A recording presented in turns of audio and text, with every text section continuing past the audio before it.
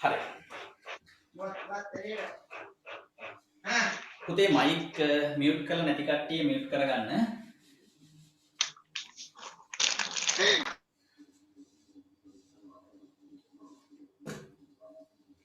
මෙන්න බලන්න.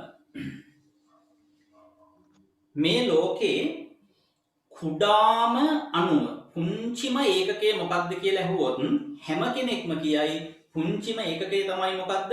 පරමාණුව. පරමාණුව පුංචිම ඒකකය. ඔන්න.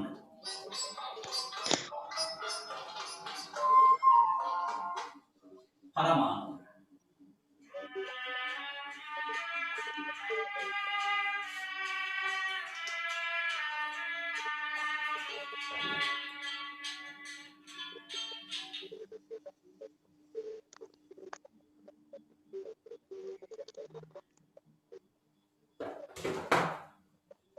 හරි. කුඩාම ඒකකය පරමාණුව. දැන් මේ පරමාණුව කියන එක්කෙනා හැදිලා තියෙන්නේ උපපරමාණුක අංශු වර්ග 3කින්. උපපරමාණුක අංශු. අපි ඒවට කියනවා ප්‍රෝටෝන, නියුට්‍රෝන, ඉලෙක්ට්‍රෝන. මේ ප්‍රෝටෝන එකතු වෙලා, නියුට්‍රෝන එකතු වෙලා, ඉලෙක්ට්‍රෝන එකතු වෙලා තමයි පරමාණුව නිර්මාණය වෙන්නේ. හරි. හොඳට අහගන්න. කුඩාම ඒකකය පුංචිම ඒකකය තමයි පරමාණුව. හැබැයි ඒ පරමාණුව හැදෙන්නේ ඉතා කුඩා ආරෝපණ වශයෙන් තියෙන ඒකක 3ක් එකට එකතු වෙලා. මේ ප්‍රෝටෝන කියන එක්කෙනා ධන ආරෝපිතයි. ඉලෙක්ට්‍රෝන කියන එක්කෙනා ඍණ ආරෝපිතයි. නියුට්‍රෝන කියන එක්කෙනා උදාසීනයි. දැන් විද්‍යුත් වශයෙන් ධන ආරෝපණයක් තියෙන ප්‍රෝටෝන, විද්‍යුත් වශයෙන් ඍණ ආරෝපණයක් තියෙන ඉලෙක්ට්‍රෝන සහ ආරෝපණයක් නැති, ඒ කියන්නේ උදාසීන ඒකකයක් එකතු වෙලා තමයි මේ පරමාණුව කියන අවස්ථාව නිර්මාණය වෙන්නේ. පරමාණු වලට උදාහරණ ගත්තොත් එහෙම මට පුළුවන් මෙන්න මේ වගේ උදාහරණ ගන්න. කාබන් පරමාණු, හයිඩ්‍රජන් පරමාණු, නයිට්‍රජන් පරමාණු, ඔක්සිජන් පරමාණු. ඔන්න ඔය වගේ උදාහරණ ගන්න පුළුවන්. කාබන් කියලා කියන්නේ, හයිඩ්‍රජන් කියලා කියන්නේ, නයිට්‍රජන් කියලා කියන්නේ, ඔක්සිජන් කියලා කියන්නේ මේ වගේ පරමාණු. ඒ පරමාණු හැදිලා තියෙන්නේ ප්‍රෝටෝන, නියුට්‍රෝන, ඉලෙක්ට්‍රෝන වගේ ආරෝපණ එකට එකතු වෙලා. හරිද? ඊළඟට මේ පරමාණු එකතු වෙලා හැදෙනවා අණු. එහෙම නැත්නම් සංයෝග. පරමාණු එකතු වෙලා හැදෙනවා අණු, එහෙම නැත්නම් සංයෝග. මම උදාහරණ ගන්නම්. කාබන් පරමාණු එකකුයි ඔක්සිජන් පරමාණු දෙකකුයි එකතු වෙලා හැදෙනවා CO2, කාබන් ඩයොක්සයිඩ්.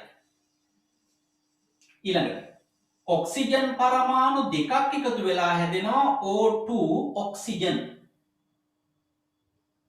හරි. ඊළඟට හයිඩ්‍රජන් පරමාණු දෙකකුයි ඔක්සිජන් පරමාණුකුයි එකතු වෙලා හැදෙනවා H2O, ඒ කියන්නේ ජලය. දැන් බලන්න මෙතන කාබන් පරමාණු එකයි ඔක්සිජන් පරමාණු දෙකයි. මේ වගේ පරමාණු 3ක් තියෙනවා. ඒ 3ක් එකතු වෙලා හැදෙනවා කාබන් ඩයොක්සයිඩ්. ඔක්සිජන් පරමාණු දෙකක් එකතු වෙලා හැදෙනවා ජලය. මෙතන හයිඩ්‍රජන් පරමාණු දෙකක් සහ ඔක්සිජන් පරමාණුවක් එකතු වෙලා හැදෙනවා. මෙතන ඔක්සිජන්, මෙතන ජලය නිර්මාණය වෙනවා. දැන් මෙන්න මේ වගේ අණු, එහෙම නැත්නම් සංයෝග නිර්මාණය වෙනවා. තව අපිට මීට වඩා සංකීර්ණ කට්ටිය ගන්නත් පුළුවන්. දැන් ග්ලූකෝස් ගත්තොත් ඔන්න ඔය වගේ. කාබන් 6යි, හයිඩ්‍රජන් 12යි, ඔක්සිජන් 6යි. කාබන් පරමාණු 6කුයි, හයිඩ්‍රජන් පරමාණු 12කුයි, ඔක්සිජන් පරමාණු 6කුයි. මේ අය එකතු වෙලා තමයි හැදෙන්නේ ග්ලූකෝස්. මෙන්න මේ අණු, එහෙම නැත්නම් සංයෝග නිර්මාණය වෙන්නේ මේ පරමාණු මොකක් වෙලාද? එකට එකතු වෙලා. දැන් එතකොට කුඩාම ඒකකය වන පරමාණුව නිර්මාණය වුණේ ආරෝපණ වලින්. ඒ පරමාණු වලින් හැදෙනවා අණු එහෙම නැත්නම් සංයෝග. මෙන්න මේ අණු එහෙම නැත්නම් සංයෝග එකතු වෙලා හැදෙනවා ඉන්ද්‍රිකා.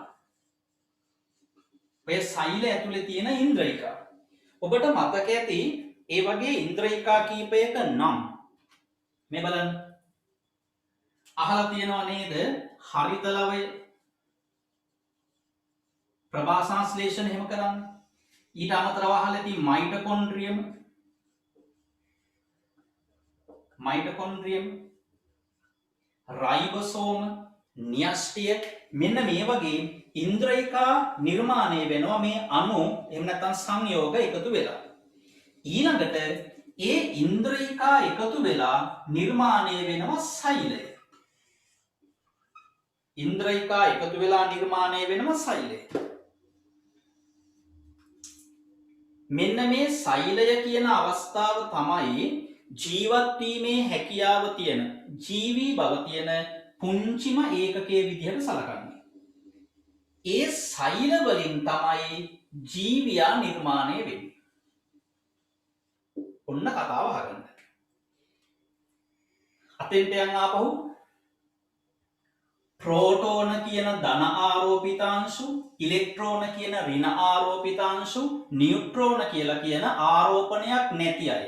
මේ අය එකතු වෙලා තමයි හැදෙන්නේ කවුද? පරමාණුව පුංචිම එක්කෙනා. පරමාණු වලට උදාහරණ විදිහට කාබන් පරමාණු, හයිඩ්‍රජන් පරමාණු, නයිට්‍රජන් පරමාණු, ඔක්සිජන් පරමාණු, ක්ලෝරීන් පරමාණු, සෝඩියම් පරමාණු එහෙම ගන්න පුළුවන්. ඒ පරමාණු එකතු වෙලා අණු එහෙම නැත්නම් සංයෝග හැදෙනවා. කාබන් ඩයොක්සයිඩ්, ඔක්සිජන්, ජලය, ග්ලූකෝස් මේ වගේ අණු එහෙම නැත්නම් සංයෝග හැදෙනවා. ඒ අණු එහෙම නැත්නම් සංයෝග එකතු වෙලා නිර්මාණය වෙනවා මොකද්ද? ඉන්ද්‍රිකා. සෛල ඇතුලේ තියෙන ඉන්ද්‍රිකා නිර්මාණය වෙනවා. හරිත ලව, මයිටොකොන්ඩ්‍රියම, රයිබෝසෝම, න්‍යෂ්ටිය මේ වගේ ඉන්ද්‍රිකා නිර්මාණය වෙනවා. ඒ ඉන්ද්‍රිකා සියල්ලම එකතු වුණාට පස්සේ තමයි හැදෙන්නේ මොකද්ද? සෛලය කියන අවස්ථාව නිර්මාණය වෙන්නේ. හොඳට මතක තියාගන්න විභාගයට ඕනේ මේ සෛලය තමයි ජීවය හදන පුංචිම ඒකකේ. ජීවීන් හැම කෙනෙක්ම හැදෙන්නේ මේ වගේ සෛල වලින්. දැන් කිසියම් කෙනෙක් ජීවියෙක් නම් අනිවාර්යෙන් ඒ ජීවිය හැදෙන්නේ එක්ක මේ වගේ එක සෛලයකින්, සෛල කීපයකින් හෝ සෛල විශාල ප්‍රමාණයකින්. පැහැදිලිනේ? හරි. එතකොට ජීවය නිර්මාණය වුණේ සෛල වලින්, සෛල නිර්මාණය වෙන්නේ ඉන්ද්‍රිකා වලින්, ඉන්ද්‍රිකා නිර්මාණය වෙන්නේ අණු එහෙම නැත්නම් සංයෝග වලින්, අණු නිර්මාණය වෙන්නේ පරමාණු වලින්. ඕකනේ කතාව. දැන් හොඳට මම මේ කියන දේවල් අහගෙන උත්තර දෙන්න. මම මේ කියන දේවල් හොඳට අහගෙන උත්තර දෙන්න. දැන් මට කියන්න.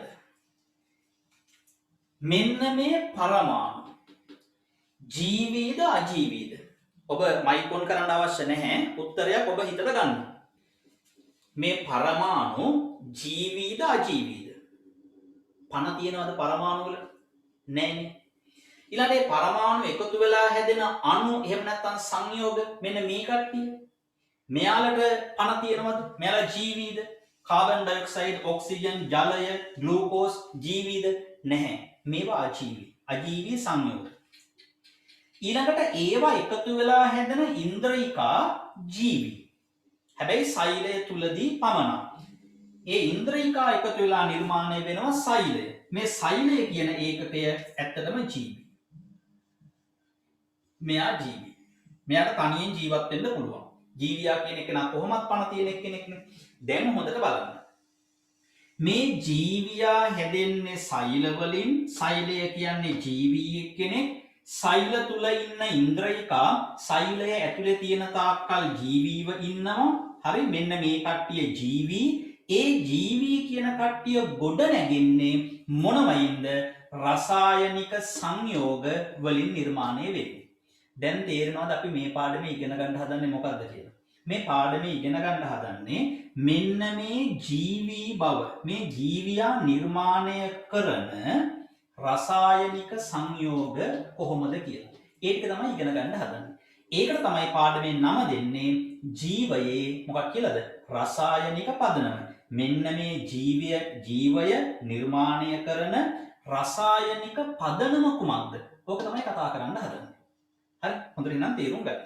right. ලියන්න හැමෝම ප්‍රධාන මාතෘකාව අපේ නම ජීවයේ රසායනික පදනම.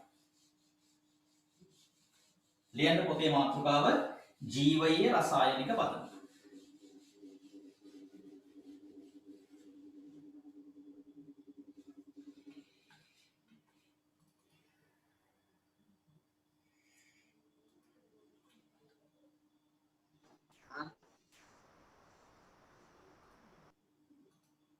හරි?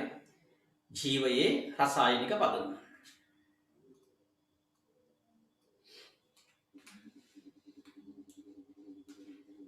හරි. අපි ඒ යටතේ පොඩි වාක්‍යයක් ලියමු. ජීව රසායනික පදනම යටතේ පොඩි වාක්‍යයක් ලියමු. තරුවක් දාලා මෙහෙම ලියන්න. සෑම ජීවියෙක්ම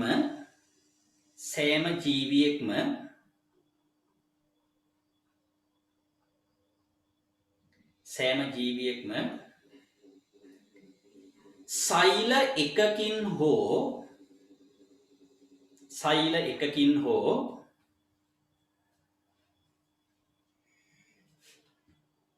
සෛල විශාල ප්‍රමාණයකින් ගොඩනැගී ඇත. සෛල එකකින් හෝ සෛල විශාල ප්‍රමාණයකින් ගොඩනැගී ඇත.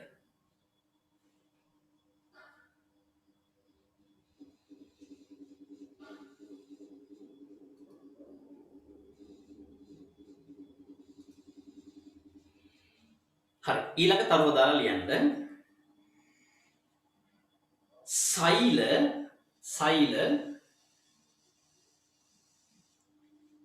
ඉන්ද්‍රියකා රාශියකින් නිර්මාණය වී ඇත.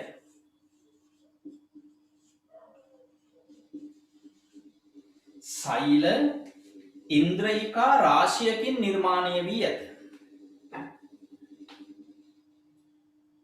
සෛල ඉන්ද්‍රියකා රාශියකින් නිර්මාණය වී ඇත.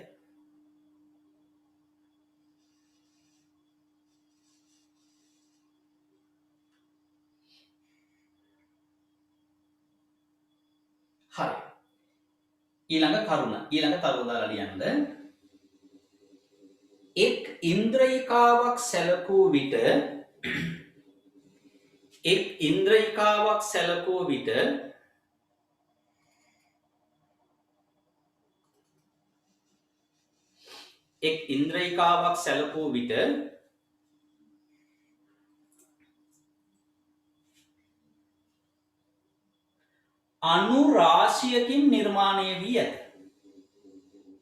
අණු රාශියකින් නිර්මාණය වී ඇත.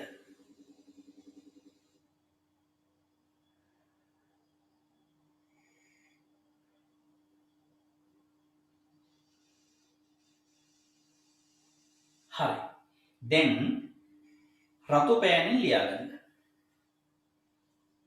රතු පෑනෙන් ලියාගන්න. ඊළඟ කරුණ රතු පෑනෙන් ලියාගන්න.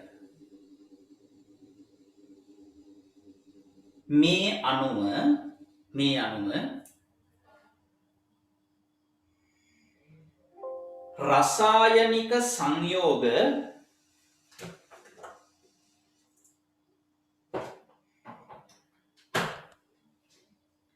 රසායනික සංයෝග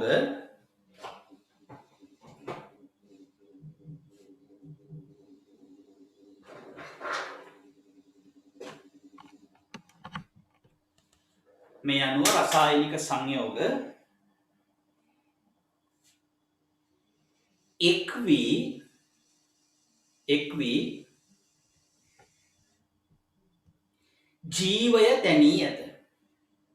ජීවය තැනී ඇත. රසායනික සංයෝග එක් වී ජීවය තැනී ඇත.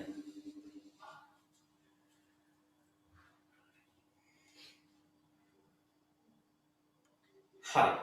දැන් හොඳට මේ ටික අහගන්න. මේ තියෙන්නේ අපි ජීවත් වෙන පෘථුවිය කියලා හිතන්නකො. මේ තියෙන්නේ පෘථුවියේ මේ අභ්‍යන්තරය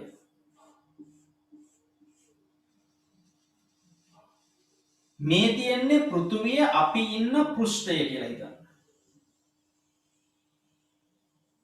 මේ හරය නම් එතකොට මේ අපි ඉන්න පෘෂ්ඨය. මේකට අපි කියනවා පෘථුවි කබොල. මොකද කියන්නේ? පෘථුවි කබොල. හරි? පෘථුවි කබොල. මෙන්න මේ පෘථුවි කබොල ගත්තොත් ඔය පෘථුවි කබොල මත සජීවී ලෙස එහෙම නැත්නම් අපි තව ලස්සන වචනයක් ඔකට කියමු ස්වභාවිකව මූලද්‍රව්‍ය 92ක් තියෙනවා. ඔන්න ඔය ඉලක්කම ඕනේ. ඔය සංඛ්‍යාව ඕනේ අනිවාර්යෙන් මතක තියාගන්න. හරි? අපි ජීවත් වෙන පෘථුවියේ මේ හරය තුල නෙමෙයි. වායු ගෝලය ගැනත් නෙවෙයි කතා කරන්නේ. මේ අපි ජීවත් වෙන කබොල මේ කබොල මත ස්වභාවිකව තියෙනවා මූලද්‍රව්‍ය කීයක්ද? 92ක්. ඔය ස්වභාවිකව තියෙන මූලද්‍රව්‍ය 92කින් මූලද්‍රව්‍ය 25ක් පමණ. මූලද්‍රව්‍ය 25ක් පමණ මේ අපේ ජීවී දේහ තුල අඩංගු වෙනවා. මම මේ කියන ටික හොඳට ඔලුවට ගන්න.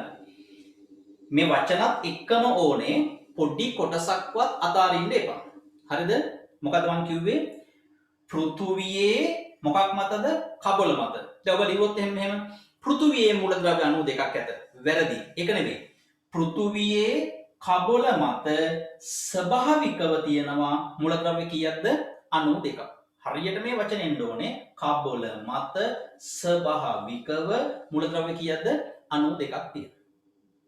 ඒ අතරින් අපේ ජීවී දේහ හදන්න රසායනික මූලද්‍රව්‍ය කීයක්ද? 25ක් පමණ අවශ්‍ය වෙනවා. පැහැදිලිනේ? හරි. ඊළඟට නැවත තරුවක් දාලා ලියන්න. පෘථුවි කබොල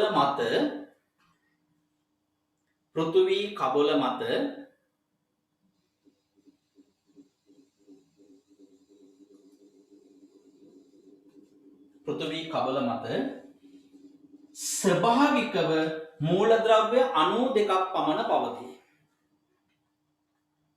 ස්වභාවිකව මූලද්‍රව්‍ය 92ක් පමණ පවතී.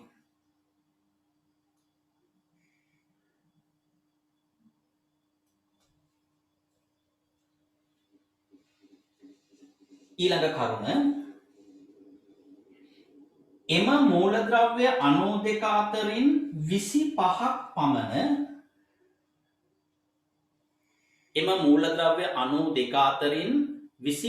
පමණ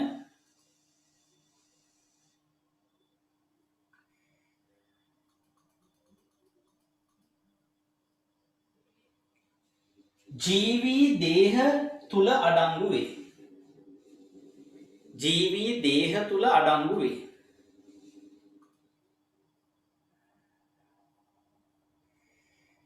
ජීවී දේහ තුල අඩංගු වේ.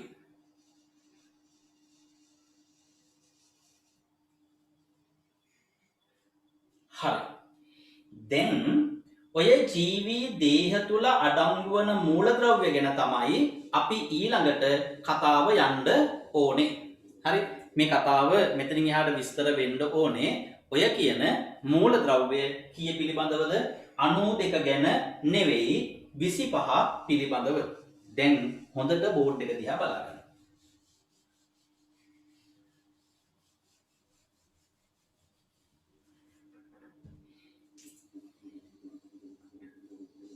පෘථුවි කබොලේ ස්වභාවිකව මූලද්‍රව්‍ය 92ක් තියෙනවා. ඒවා අතරින් ජීවී දේහ හදන්න දායක වෙනවා මූලද්‍රව්‍ය 25ක්. මේ හැම එකක් ගැනම කියනකොට අපි පමණ කියලා වචනයක් දානවා. පමණ. ඒකෙන් අදහස් කරන්නේ සාමාන්‍යයෙන් පෘථිවි කබල මත මූලද්‍රව්‍ය අණු දෙකක් තියෙන බව, සාමාන්‍යයෙන් ජීවී දේහ හදන්න 25ක් පමණ දායක වන බව. හරි. මෙන්න මේ මූලද්‍රව්‍ය 25 ගත්තොත්, මේ 25 ගත්තොත් ඔය 25 අතරින් අපේ ජීවී දේහ හදන්න වැඩිම දායකත්වයක් දක්වන මූලද්‍රව්‍ය 4ක් තියෙනවා. ඒ තමයි කාබන්, හයිඩ්‍රජන්, ඔක්සිජන්, නයිට්‍රජන්.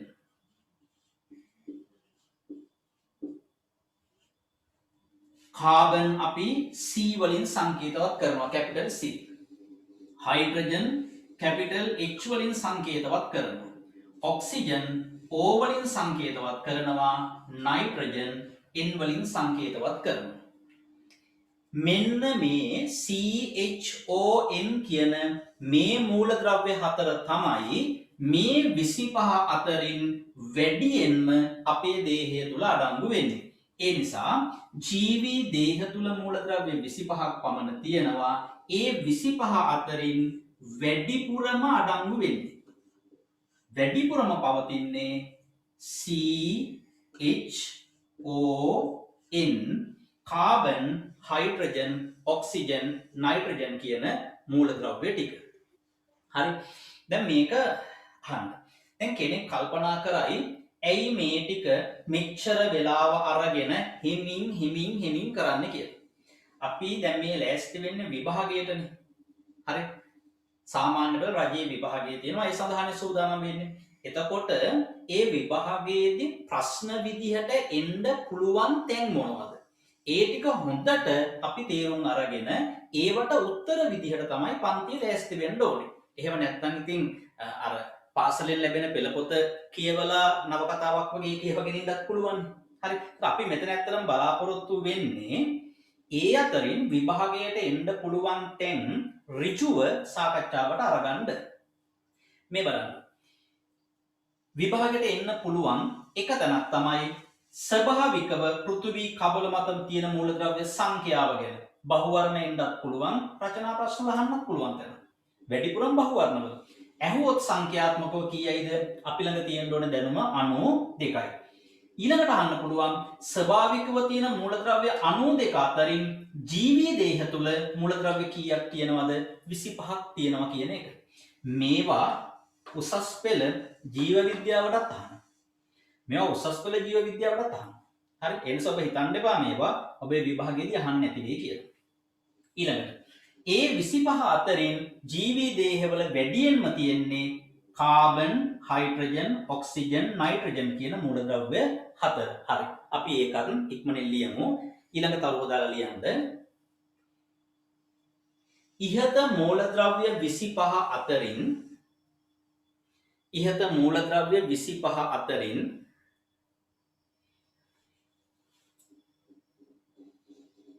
ජීවී දේහ තුල වැඩිපුරම පවතින්නේ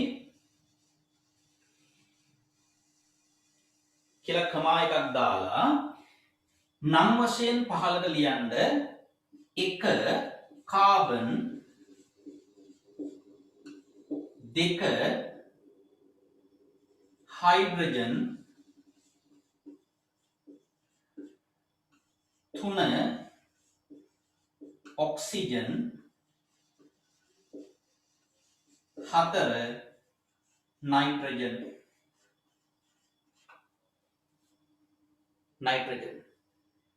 සංකේත ලියන්න ඉස්සරහින් වරහන් තුල කාබන්, හයිඩ්‍රජන්, ඔක්සිජන්, නයිට්‍රජන්. යටින් ලියන්න යන මූලද්‍රව්‍ය 4ය. වැඩිපුරම පවතින්නේ කාබන්, හයිඩ්‍රජන්, ඔක්සිජන්, නයිට්‍රජන් යන මූලද්‍රව්‍ය 4ය. යන මූලද්‍රව්‍ය 4.